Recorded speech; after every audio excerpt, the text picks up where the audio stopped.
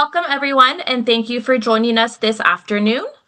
My name is Jade Meal, Child Development Consultant in the Early Education Division, EED, here at the California Department of Education, CDE. I am also joined by Yvette Martin, Child Development Consultant in EED, and Laura Early, a member from our Achieving Success in Positive Interactions, Relationships, and Environments, or ASPIRE, statewide lead team, as well as many other colleagues who will be supporting behind the scenes. Today, we're going to continue our two-part series of the class environment tool. Our goal is to deepen your understanding of how classroom environments influence interactions and learning. We'll explore how to interpret the class environment report and create actionable steps for improvement. We'll connect physical classroom design to high-quality interactions and discuss strategies and elevate engagement and learning. We will discuss how the environment can support or challenge the way educators and children work together. The environment sets the stage for interactions. When spaces, materials, and displays are intentional, they support emotional safety, organization, and instructional depth. The class environment tool is designed to help us look closely at the spaces, materials, and displays that shape children's experiences. So before we dive in, I'm going to pass it over to Shanna Burkholz-Vasquez, our Associate Director, for a quick opening. Next slide, please. Thank you, Jade. Good afternoon, everyone, and thanks so much for returning to part 2 of the class environment training. We really appreciate you continuing your learning journey with us and staying engaged beyond that first session. If you missed part 1, don't worry. The recording of that training will be posted on our CDE website along with the PDF of the slide deck. Look for that soon. We know that returning for the second training takes time and energy. Your commitment to completing the series reflects on your investment in strengthening practice and supporting quality for children and families. In part 1, the focus was on building a shared understanding of the class environment and the foundational concepts behind it. Today, we're going to build on that foundation by going deeper into what high-quality environments look like in practice and how this tool can be used meaningfully. For many people, part 2 is where things really start to come alive and where questions come up. That's completely expected. Learning to use the class environment tool is a process, and today is about continuing to build clarity and confidence. Today's session is designed to be practical and focused on real classroom experiences. We want you to leave with a stronger sense of how class environment connects to what you already see and support in programs every day. We want you to know that you're not doing this alone. Our team, our CDE team, and Aspire leads are here to support you, answer questions, and work through any challenges and successes that you may have. This is a partnership, and your feedback and experiences are an important part of shaping this work. During our time together, we encourage you to ask questions, share observations, and really lean into the discussions today. This is your learning space, and know that your voice and perspective matter. Thank you again for your time and your commitment. I'll go ahead and pass it back to Jade. Awesome. Thanks, Shanna. Before I get started, I want to make sure that everybody can hear me. You sound great now, Jade. Perfect. Awesome. Thank you. All right. So we'll get back to it.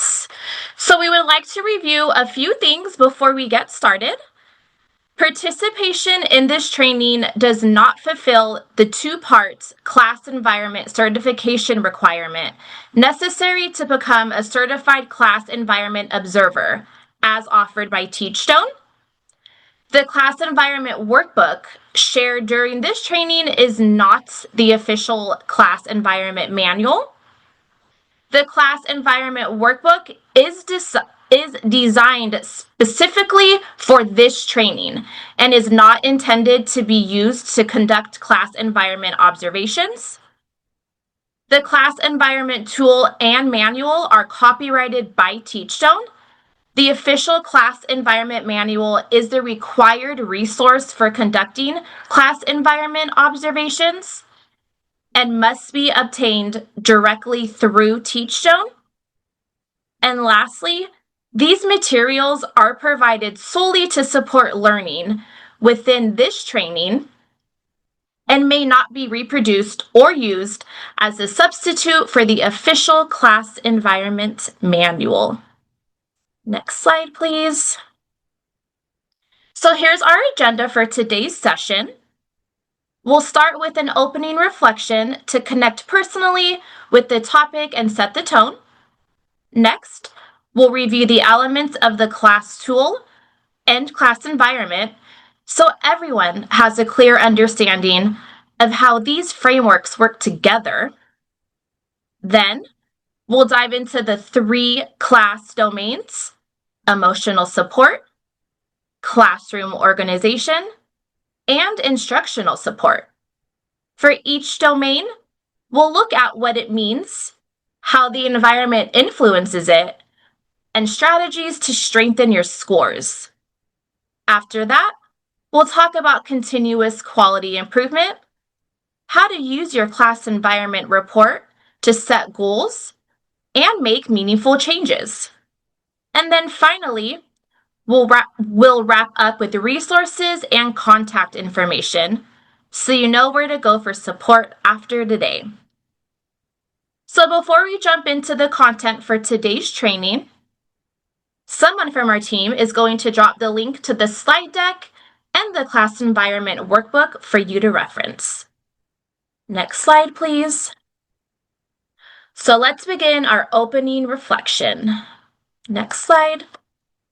We're starting with the reflection because feedback plays a big role in growth, both for adults and children.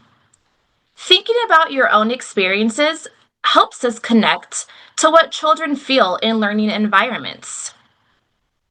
So think of a specific moment when someone gave you feedback, maybe during a meeting, a training, or while working on a project. How did that feedback make you feel in the moment? Was it encouraging, challenging, surprising, or something else? Type one word in the chat that captures that feeling.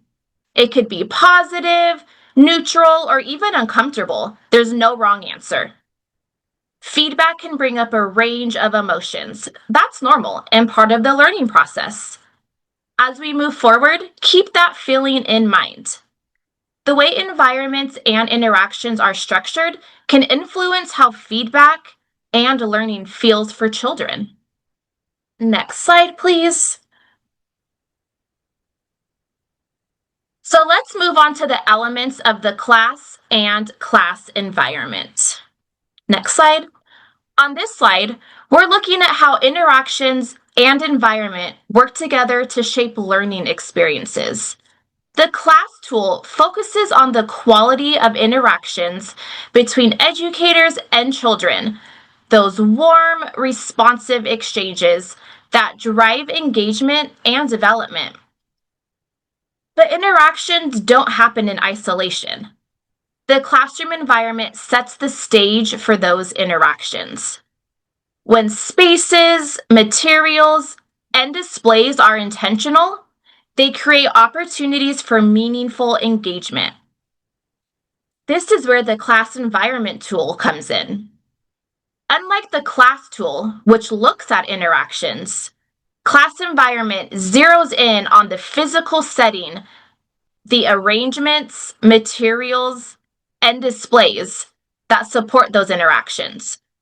When we combine those two frameworks, we create a powerful system that influences children's learning and engagement.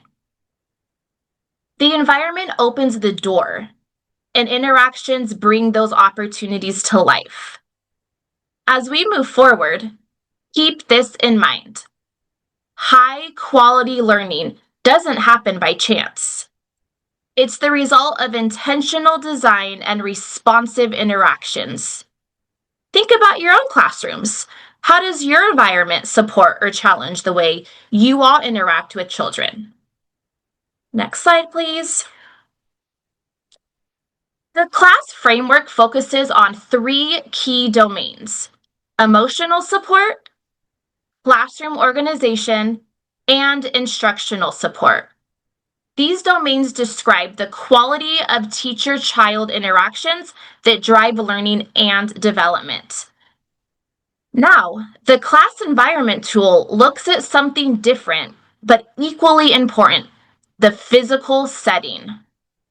It examines the arrangements, displays, and materials in the classroom that support those interactions. Think of it this way: interactions don't happen in isolation. They're shaped by the environment. For example, a cozy reading nook can encourage emotional safety, while clear visual schedules support classroom organization. Materials like open-ended blocks or art supplies can spark instructional conversations.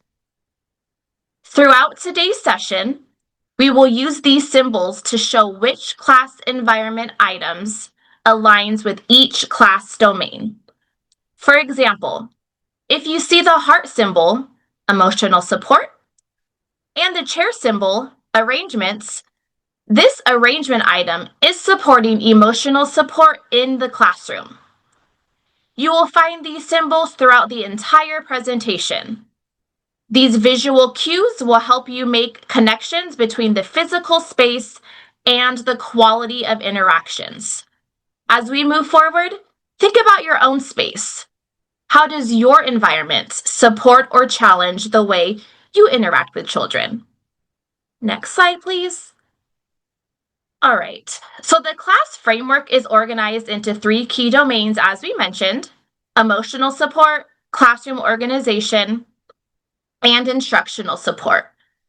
So let's start with emotional support. This domain focuses on how educators build warm, positive, and trusting relationships with children. It's all about creating a sense of belonging where children feel safe, valued, and understood. When children experience strong emotional support, they're more likely to take risks in their learning and engage deeply in the classroom community. Next, we have classroom organization. This domain looks at how educators manage children's behavior, time, and attention so that learning can happen smoothly.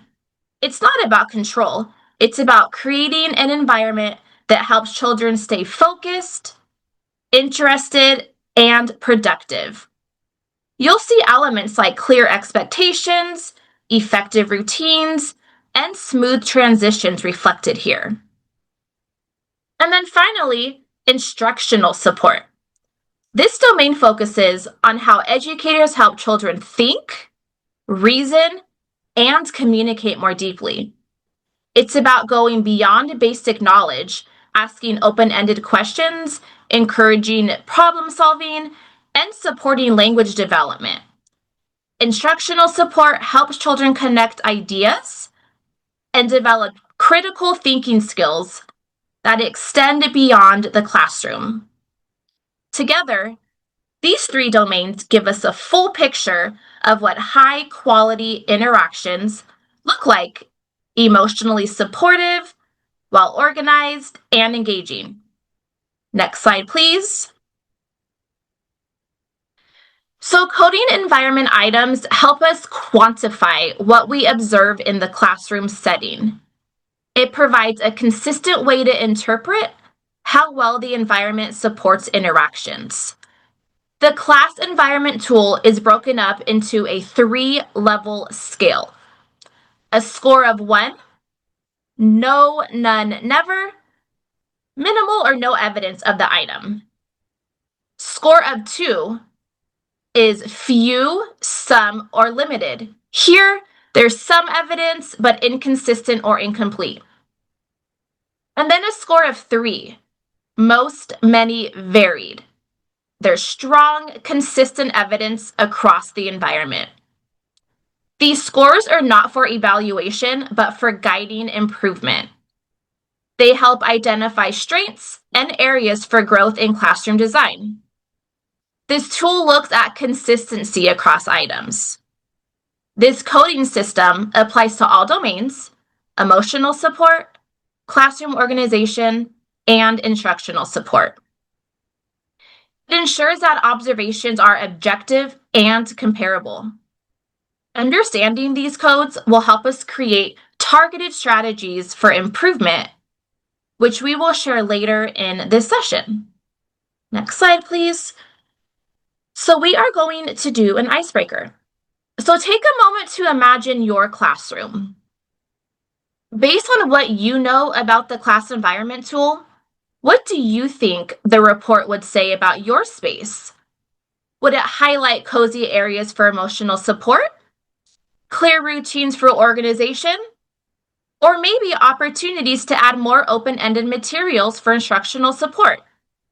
Type your thoughts in the chat. There's no wrong answer here. This is just a chance to reflect. Here is an example of the class environment score sheet. This tool uses a simple 3-point scale as we described. 1, meaning minimal or no evidence. 2, meaning some evidence but inconsistent. And 3, meaning strong, consistent evidence. So as you go ahead and type in the chat, I also want to mention that before we dive deeper, let's clarify something important. Class environment is not early childhood environment rating scales or the ECHRS. ECHRS focuses on counting items and meeting a checklist. Class environment goes beyond compliance by looking at how the environment supports interactions through intentional design. For example, it's not enough to have a cozy corner. We ask, does the space truly help children regulate emotions and feel safe?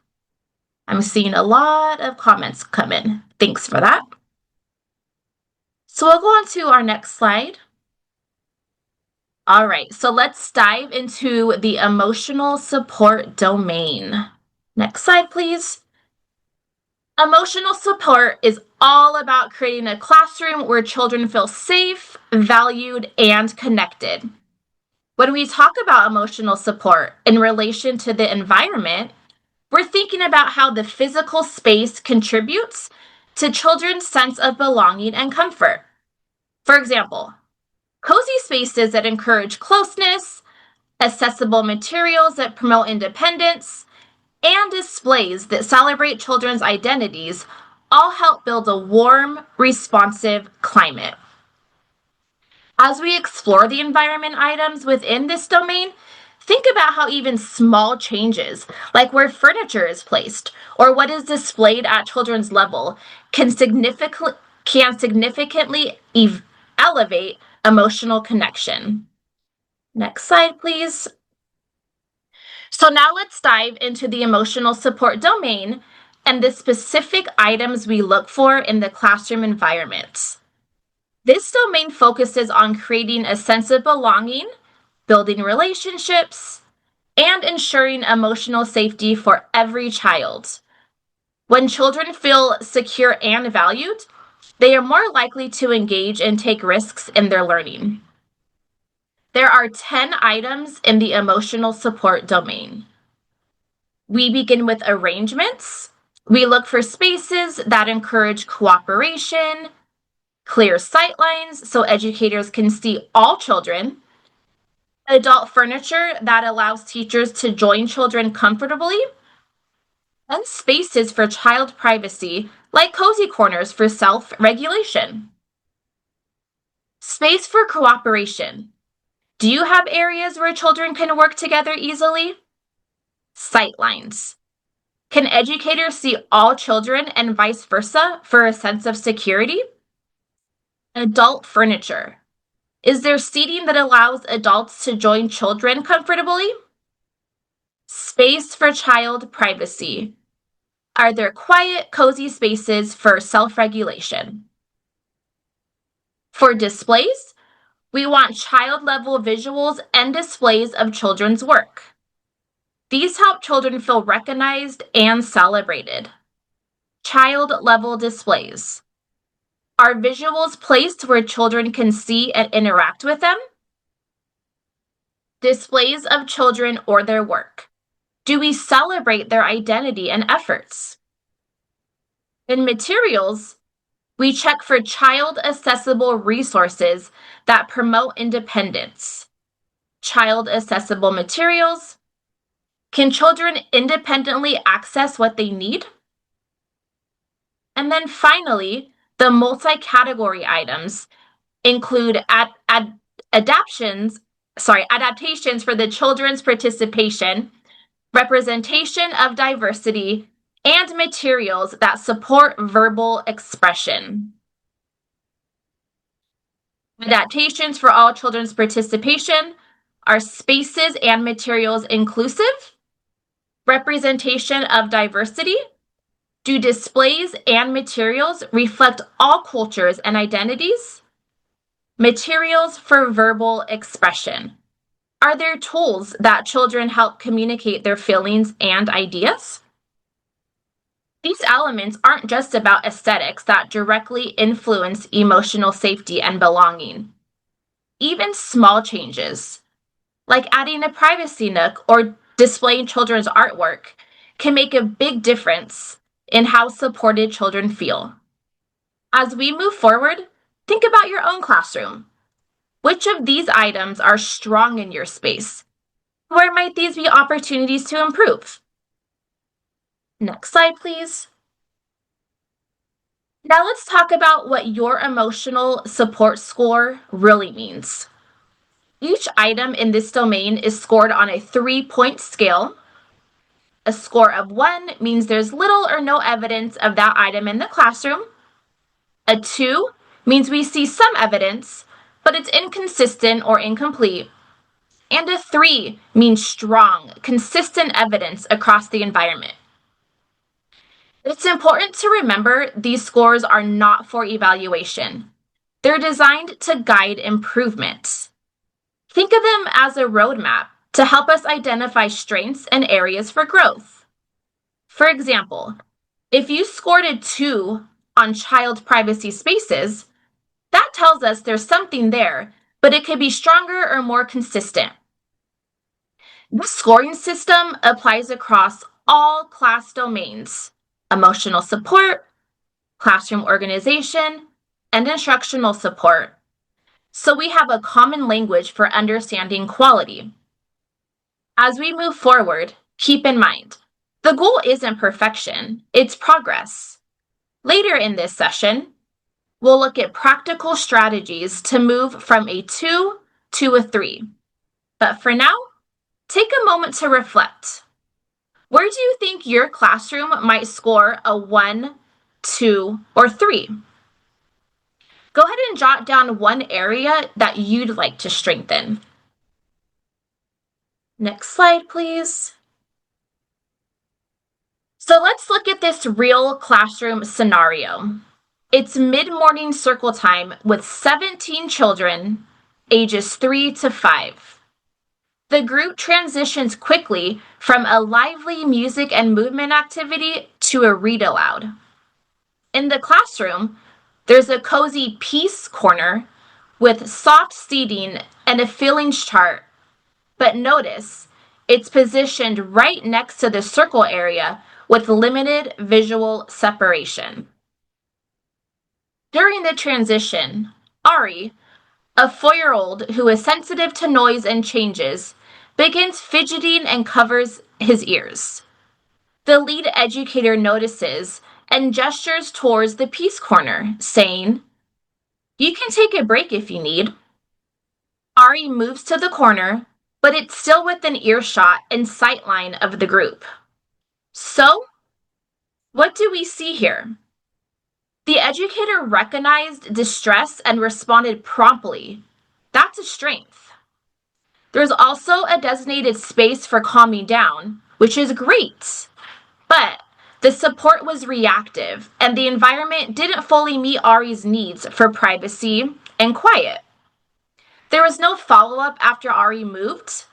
This example highlights why emotional support isn't just about having a space, it's about how that space and our interactions help children feel safe and regulate emotions. Next slide, please. On the previous slide, we explored Ari's experience and identified both strengths and gaps in emotional support. Now, let's interpret what that means in terms of scoring.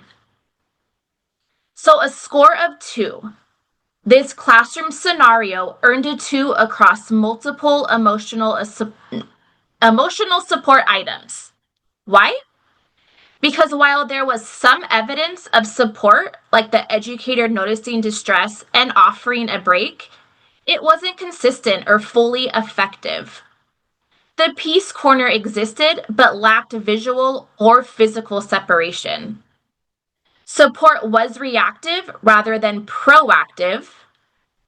There was limited follow-up after Ari moved to the space.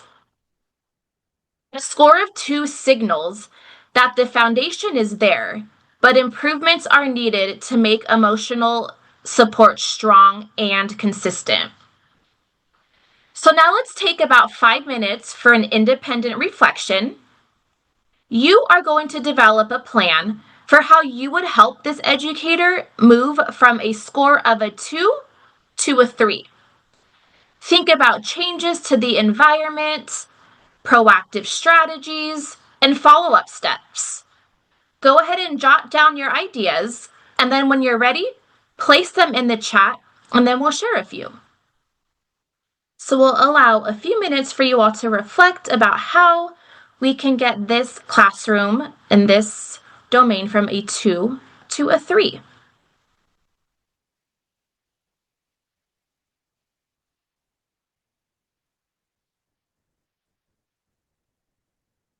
I'll go ahead and read some of the responses as they come in.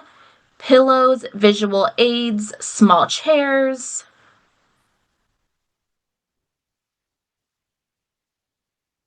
Nook area or canopy. Move peace corner to a more quiet area. Pillows, canopies, items labeled. Relocating the peace corner, noise canceling earphones.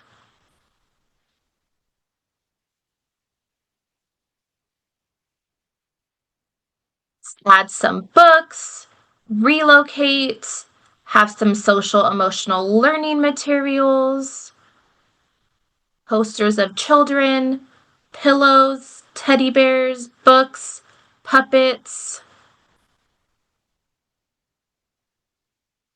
sensory items, labeling materials, relocating the peace area.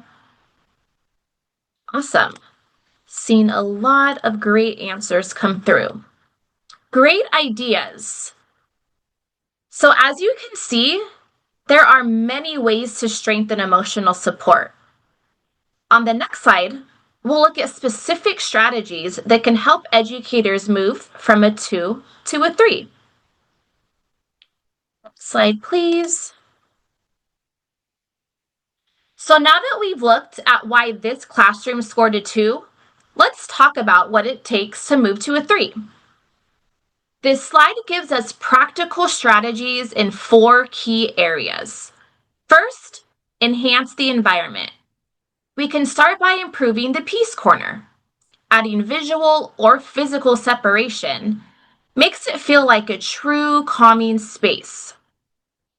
Include calming tools like headphones or sensory items, and post self-regulation visuals inside this space so children know what to do when they need a break. All things that I notice in the chat. Next, proactive emotional support. Instead of waiting for distress, we can preview transitions and offer choices ahead of time. Using emotion coaching language like asking, "What can help you feel calm?" This helps children feel supported and in control. Emotional coaching, in this sense, refers to a communication approach where educators help children identify, understand, and manage their emotions through supportive dialogue. Third, foster independence. Teach children how to use the Peace Corner without needing an adult prompt. Practice during calm times so it becomes a routine, not just a reaction. And finally, follow up and connection. After a child takes a break, check in briefly. Reinforce positive self regulation and celebrate when they use strategies successfully. This builds confidence and trust. The goal here isn't just adding items, it's creating consistency and empowering children. Moving to a 3 means emotional support is strong, proactive, and embedded in daily routines. So now I'm going to pass it over to Laura. Thank you, Jade, for taking us through the emotional support domain. Now we'll go ahead and transition over to classroom organization. Next slide. Okay, right there. So now we're going to shift into the classroom organization domain, which looks at how educators structure time, attention, and the environment to keep children engaged and learning. In the context of class environment, this means examining how purposeful spaces, tidy systems, and manageable noise levels and supportive displays help children navigate their day smoothly. Classroom organization is the backbone of a predictable, well-managed learning environment, one where children understand expectations, can access materials independently, and stay engaged in meaningful play.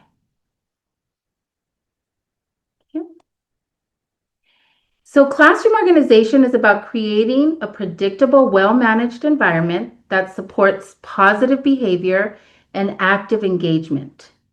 Purposeful spaces, clear routines, and accessible materials help children navigate their day smoothly and independently. So as we're moving into the classroom organization domain, again, it's all about how the physical environment and the systems and how those help children stay engaged, manage their behavior, and navigate the day smoothly. When classrooms are well organized, children can focus on learning instead of figuring out what to do next. Let's break down the key items we look for in this domain. There are 8 items in the class organization domain. We begin with arrangements. Purposeful spaces. Are learning centers clearly defined and arranged for specific activities? Do spaces support smooth movement and minimize distractions? Purposeful spaces reduce confusion and help children know where to go and what to do. Next, we have tidiness. And ask yourself, does the classroom feel organized and predictable for children? Materials should be stored neatly and accessible. A clutter-free environment supports independence and minimizes distractions. Next, we have freedom from background noise. The question here is the noise level manageable so children can focus? Noise levels matter. Too much background noise can make it hard for children to concentrate. We look for strategies that keep the classroom calm and focused. Okay, next we have displays. When we look at displays, it is important to remember that visual supports are powerful tools. We have the item of visual community expectations, and those help children understand and follow routines. Posted classroom rules help children follow what's expected. Also, it's important to ensure that classroom rules and expectations are posted at child level. Next, we have displays of routines and transitions. And this gives children a roadmap for the day. It helps in reducing anxiety and supporting smooth transitions. When creating routines, it's important to ask yourself, are schedules and transition cues visible and easy for children to follow? Finally, we have materials. We look at the condition of the materials. Are they in good shape and inviting? Do they invite engagement rather than frustration? The quantity of materials helps us look at, is there enough materials for multiple children to participate without conflict? Are materials rotated to maintain children's interest? And then we have sensory materials, and these are essential for engagement and self-regulation, offering children ways to explore and calm themselves. So asking yourself, do these materials offer a variety? Are they accessible for all children? The big idea here is that organization isn't about control. It's about creating a predictable, supportive environment where children can thrive. Purposeful spaces, clear routines, and accessible materials make the classroom feel safe and engaging. Next slide. So now let's talk about your classroom organization score and what it really means. Just like emotional support, each item in this domain is scored on a 3-point scale. A score of 1 means there's little or no evidence of organizational supports in the classroom, things like purposeful spaces, clear routines, or visual aids. A score of 2 means we see some evidence, but it's inconsistent or incomplete. Maybe you have routines posted, but they're not always followed, or materials are accessible in some areas, but not in others. And a score of 3 means strong, consistent evidence across the environment. This looks like well-defined spaces, predictable routines, and systems that help children navigate their day smoothly and independently. It's important to remember these scores are not for evaluation. They're designed to guide improvement. Think of them as a roadmap for creating a classroom that feels organized, predictable, and supportive. When organization is strong, children can focus on learning instead of figuring out what to do next. So as we move forward, keep in mind the goal isn't perfection, it's progress. Later in the session, we'll look at practical strategies to move from a 2 to a 3. For now, just take a moment to reflect. Where do you think your classroom might score a 1, 2, or 3? Jot down one area you'd like to strengthen, maybe routines, visual supports, or materials. And feel free to add to the chat if you'd like to share with our community. What are those areas that you want to support and reinforce and strengthen? Okay. Next slide. Okay, so let's take a look at real classroom scenario that highlights challenges in the classroom organization domain. So here we have a scenario. During center time, the classroom had only one sensory bin available. Several children gathered around it, but only 2 could use it at a time. The remaining children had no alternative activities nearby, and there were no visual supports like center signs, turn-taking charts, or choice boards to guide children on what to do next. As a result, children waiting for the sensory bin started wandering around the classroom. Some interrupted others at the sensory bin, which led to minor conflicts. The teacher acknowledged the issue and began verbally redirecting waiting children waiting children to other centers. He tried to manage turn taking by asking children to wait patiently, but no additional materials or visual aids were introduced. So what do we notice here?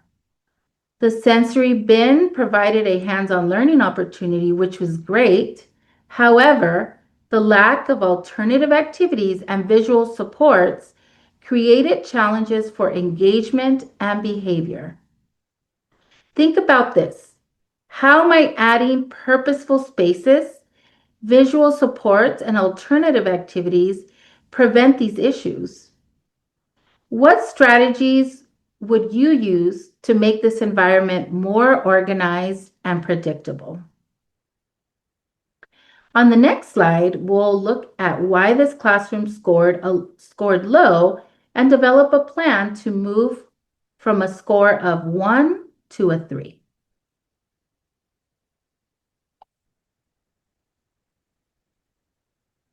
Okay, next.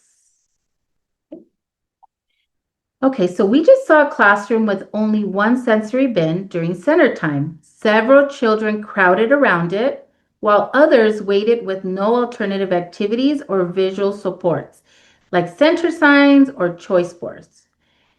As we saw, this led to wandering and some minor conflicts. The teacher tried verbal redirection and asked children to wait patiently. This scored a 1 in multiple items because some purposeful spaces were missing. There were no clear arrangement to reduce congestion. Visual supports were absent. Children had no cues for turn taking or choices. Systems were reactive, relying on verbal prompts instead of proactive routines. However, there were some strengths to acknowledge. There was a sensory experience available, and the teacher monitored and verbally redirected children, which are a good starting point for improvement. Now let's take a few minutes to reflect independently on your own, and you're going to develop a plan for how you would help this educator move from a score of a 1 to a 3. Think about what changes you would make to improve classroom organization in this scenario, and consider adding purposeful spaces, visual supports, alternative activities, and proactive systems. So jot down your ideas and feel free to also share them in the chat.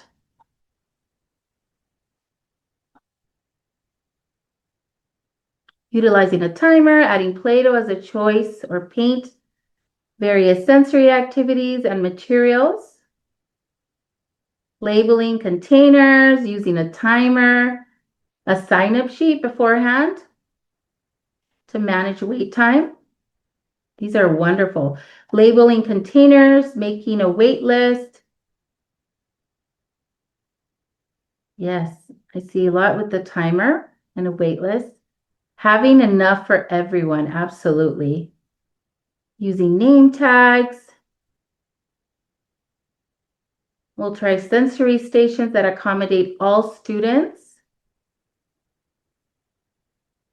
Yes, more sensory experiences.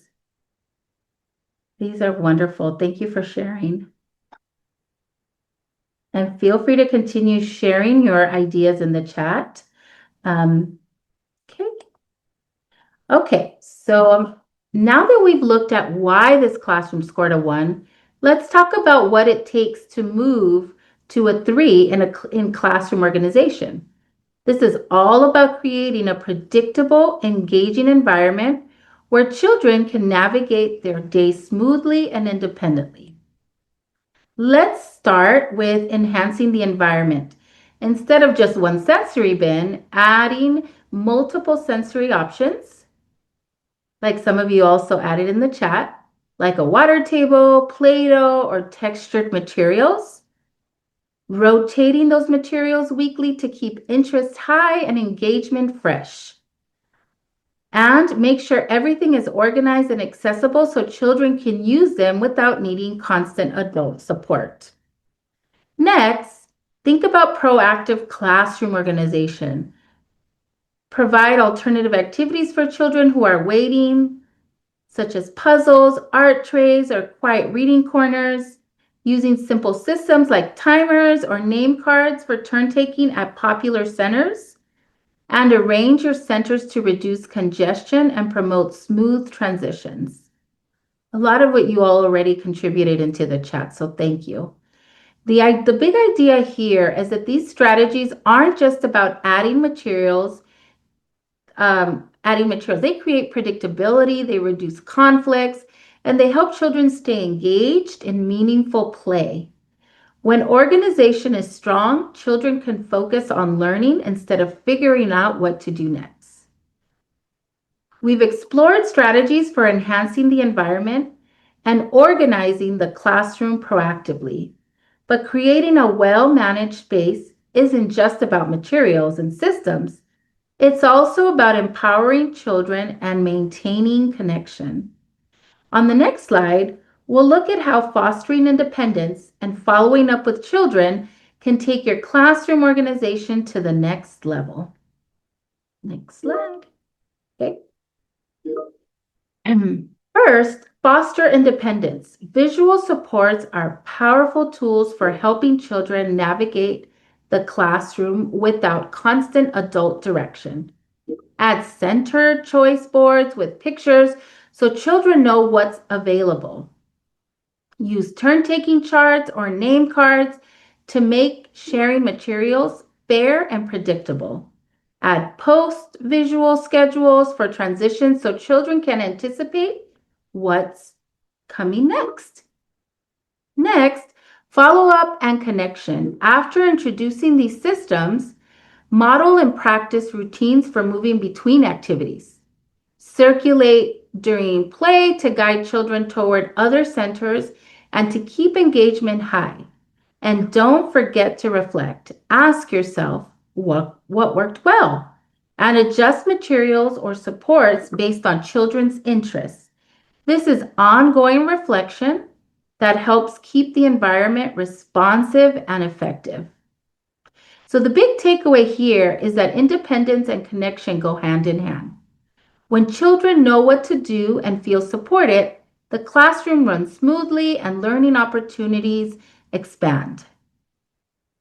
Ask yourself, which visual supports would make the biggest difference in your classroom?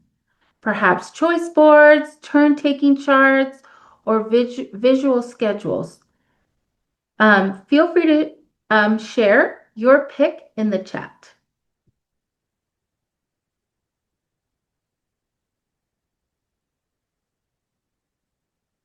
Okay.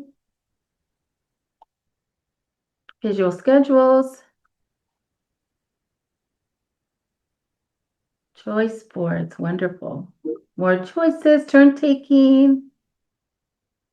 Very nice. Visual schedules.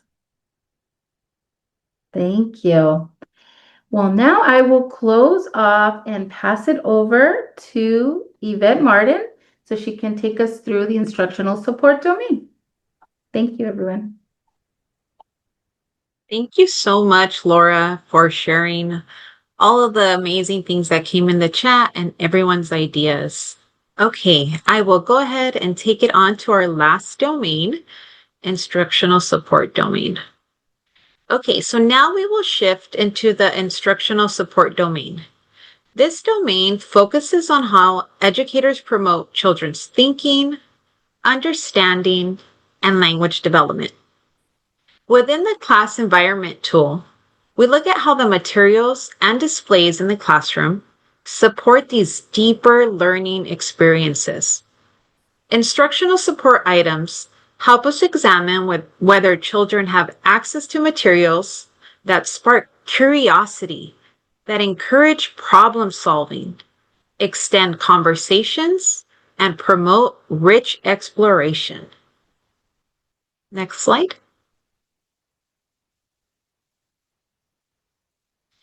So this domain focuses on how the classroom environment promotes children's thinking, language development, and problem solving.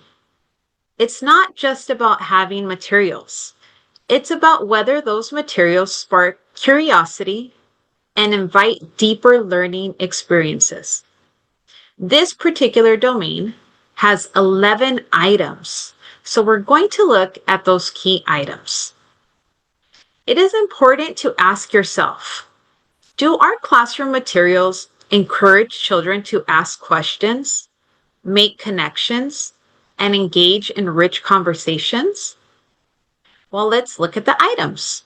For displays, we want to see children's writing and dictation. This tells children that their ideas matter and encourages literacy development. Next, we look at materials. These include open-ended items like blocks or loose play. These parts allow us to embark in creativity and problem solving. We also look for props for imaginary real-world play. Things like kitchen sets or doctor kits that build social and cognitive skills. Art, music, and dance materials foster expression and cultural appreciation, while real-world multicultural materials ensure representation and inclusivity. We also value recycled and nature-based materials. These promote sustainability and creativity. And don't forget, literacy and math materials. They support foundational skills. Finally, social emotional learning materials help children understand their feelings and relationships. The big idea here is that a rich environment invites deeper learning. When children have access to diverse, open-ended, and culturally relevant materials, they engage in meaningful exploration and conversation. As you think about your own classroom, ask yourself, which of these items are strong in your space, and where could you add a variety or complexity? The environment plays a key role. Materials and displays should spark curiosity and invite exploration. These materials aren't just extras. They directly influence how children think and how they communicate. Next slide. So now let's talk about what your instructional support score means. Just like the other domains, each item here is scored on a 3-point scale. A score of 1 means there's little or no evidence of materials or strategies that promote deeper thinking and language development. A score of 2 means that we see some evidence, but maybe inconsistent or incomplete. For example, you might have open-ended materials available, but they're not used to spark extended conversation or problem solving. And a score of 3 means strong, consistent evidence across the environment, materials, and displays. These invite exploration, encourage reasoning, and support rich language experiences. Again, as shared before, these scores are not for evaluation. They're designed to guide improvement. Think of a roadmap. They're creating classrooms where children can think critically, explore creativity, and communicate effectively. When instructional support is strong, children go beyond basic knowledge. They're asking questions, making connections, and engaging in conversations that deepen understanding. As we finish off the session, we'll look at the strategies to move from 2 to a 3. For now, I want you to take a moment and reflect. Where do you think your classroom might score a 1, a 2, or a 3? Jot down one area you'd like to strengthen in this domain. Maybe it's adding open-ended materials, supporting problem solving, or encouraging richer language play. And go ahead and drop those in the chat. Great, I see literacy, more literacy materials, more open-ended, real world, art and science, language, math, I love it, keep it coming. Display, more math. Excellent. And you continue to add those to the chat. Next slide. Okay, so we're going to go ahead and look at a real classroom example to bring this domain to life. So during free play, the educator sets up a small table with loose parts, things like bottle caps, sticks, shelves, and cardboard pieces. The intention is to encourage creativity and problem solving. The educator says, "Here are some things you can use. What do you think you could make?" The children begin exploring, stacking and arranging the loose parts. The educator observes and asks a few questions like, "What happens if you put the stick on top of the shell? And can you make that stand up?" These are great open-ended prompts, but notice what happens next. The children experiment briefly, respond with a yes or no, and then move on. There's no extended conversation or deeper engagement. So what does this tell us? The educator provided access to open-ended materials and asked some questions. That's definitely a strength. But the interaction didn't go far enough to spark rich language or problem solving.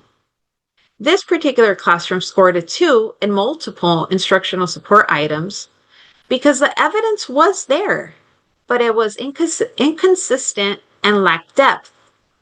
So now, I want you to think about how can we help this educator move from a 2 to a 3?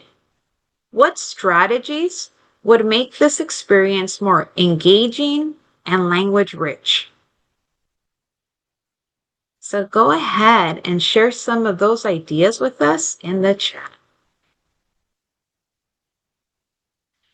Excellent. You can add additional things like glue or Play-Doh. You can ask more open-ended questions. I love the thinking. More materials that are connectors like glue, tape, scissors, clay, clipboards. Excellent. Ask the children for their ideas instead of prompting them. Expand their conversations. Educators can also demonstrate that as well. Educator may participate in the activity. Adding Play-Doh, these are amazing.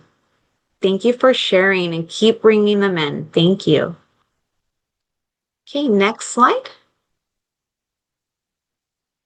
Okay, so we're going to revisit the scenario we just discussed. During free play, the educator set up a table with loose parts, and the goal was to spark creativity and problem solving. There were some great strengths we saw. The educator provided open-ended materials. They asked questions like, "What happens if you do this?" and allowed children to explore rather than direct. These are all positive steps towards supporting thinking and autonomy.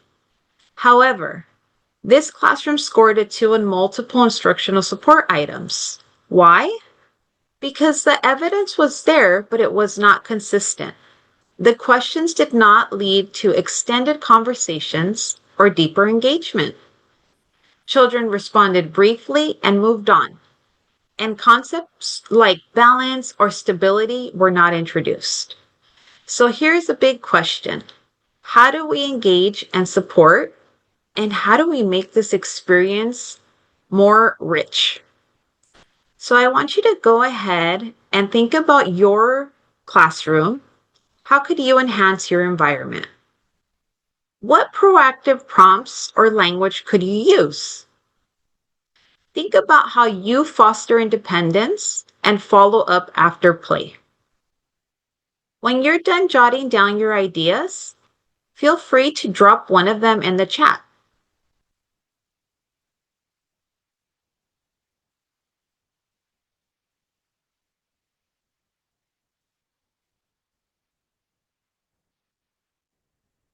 I love this. So encourage prediction, invite children to explain their thinking, more encouragement.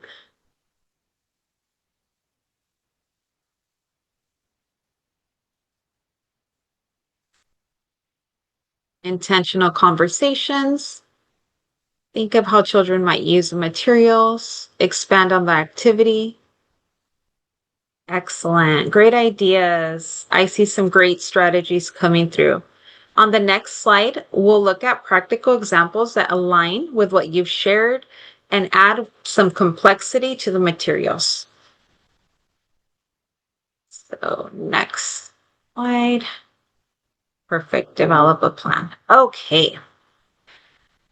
So now that we've brainstormed some ideas, let's think about some practical strategies that can help an educator move from a score of a 2 to a 3. One of the first steps is to add a variety and complexity to loose parts. Instead of just bottle caps and sticks, include items with different textures, sizes, and connectors, which I did see in the chat. Perhaps you can add props or tools like containers, ramps, or clips that encourage experimentation and problem solving. Another tip is to arrange your materials in a way that sparks curiosity. For example, group items by shape or color to prompt sorting or pattern making. These small changes make exploration more intentional and engaging. Now let's think about the language we use. Begin with intentional prompts like, what could you build that moves? Or, how can you make it taller without falling? You can begin to introduce concepts during play like balance, stability, size, and even weight to deepen children's understanding. Children love challenges, so you can prompt children as well by asking, what happens if you use a heavier piece at the bottom? These strategies help children think critically and engage in richer conversations. On the next slide, we'll talk about fostering independence and follow up 2 key steps that make instructional support consistent and meaningful. Next slide. Let's see. Okay, now that we've explored strategies for enhancing the environment and using proactive prompts, let's move to the next 2 areas, fostering independence and follow-up and connection. One of the most powerful ways to strengthen instructional support is by helping children take ownership of their learning. We can introduce visual supports like center choice boards with pictures so children know what's available, and turn-taking charts with name cards to make sharing materials fair and predictable. You can also post visual schedules for transitions so children can anticipate what's coming. These tools empower children navigate the classroom independently, reducing confusion and increasing engagement. After the activity, don't stop at cleanup. Take a moment to reflect together. You can ask questions like, what worked well? Was that tricky? This helps children process their experience and build problem-solving skills. You can also connect their play to real-world examples. Buildings need strong bases too. Why do you think that is? This makes learning meaningful and encourages deeper thinking. Finally, circulate during play to guide children towards other centers and keep engagement high.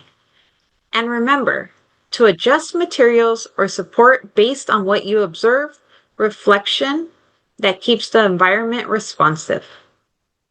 The big takeaway here is that independence and connection go hand in hand. When children know what to do and feel supported in the classroom, things tend to run smoothly and learning opportunities expand. Okay, I'm going to move just a bit because I do see a shadow right on me. That might be a little bit better. I apologize for that.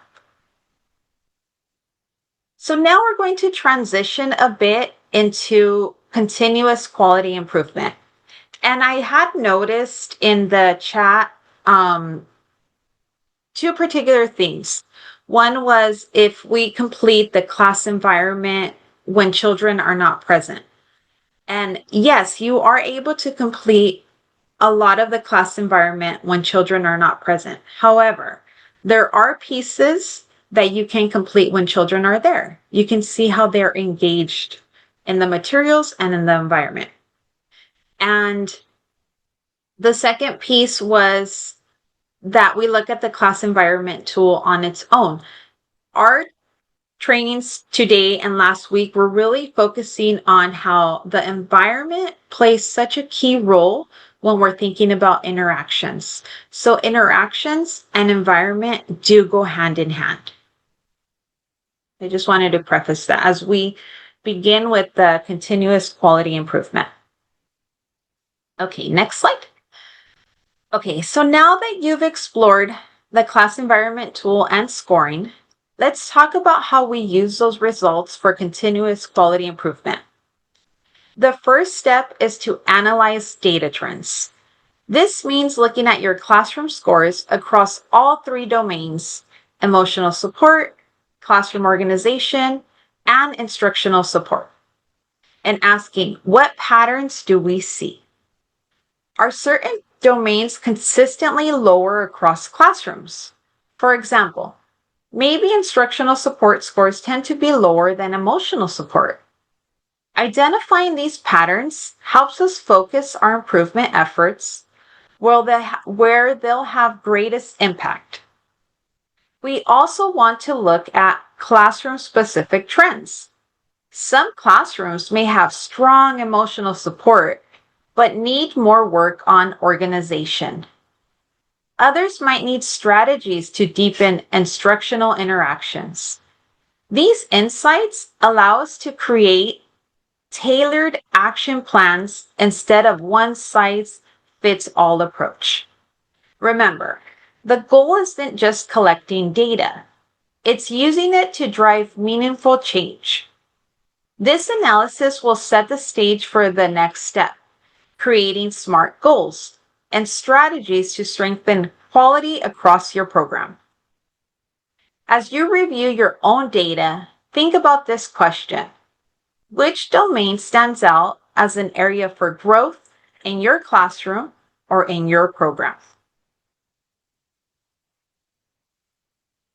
So now that you've analyzed your data trends, the next step is to turn those into insights and action by setting SMART goals.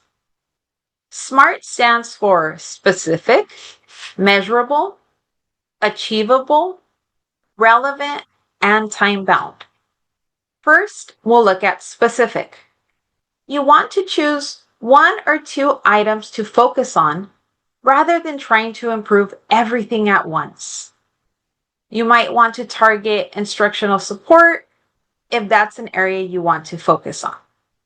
Next, you want to look at measurable. Define what success looks like. This could be something like increasing your score by 0.5 point or adding 3 new open-ended materials to your classroom. Then achievable. Make sure your goal fits within the resources and time you have. We want goals that stretch us but are also realistic.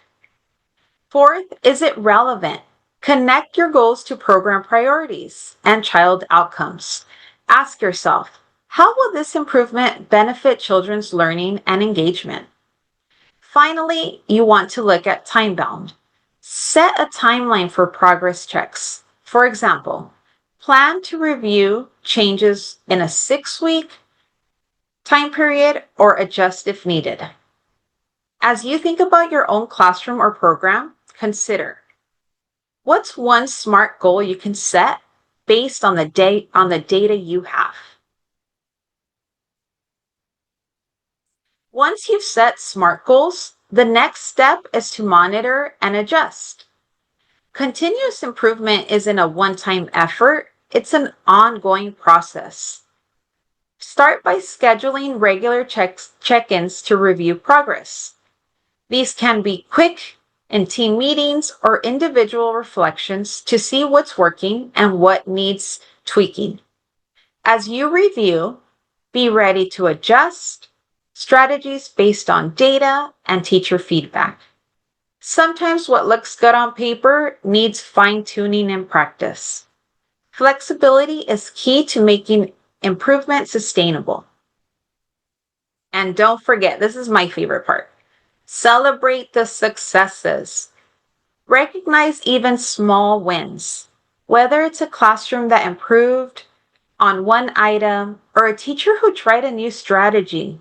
Sharing those success stories builds momentum and encourages others to keep moving forward. I want to reiterate that the big takeaway here is improvement. It's not perfection. We want to set goals, monitor progress, adjust as needed, and my favorite, celebrate achievements.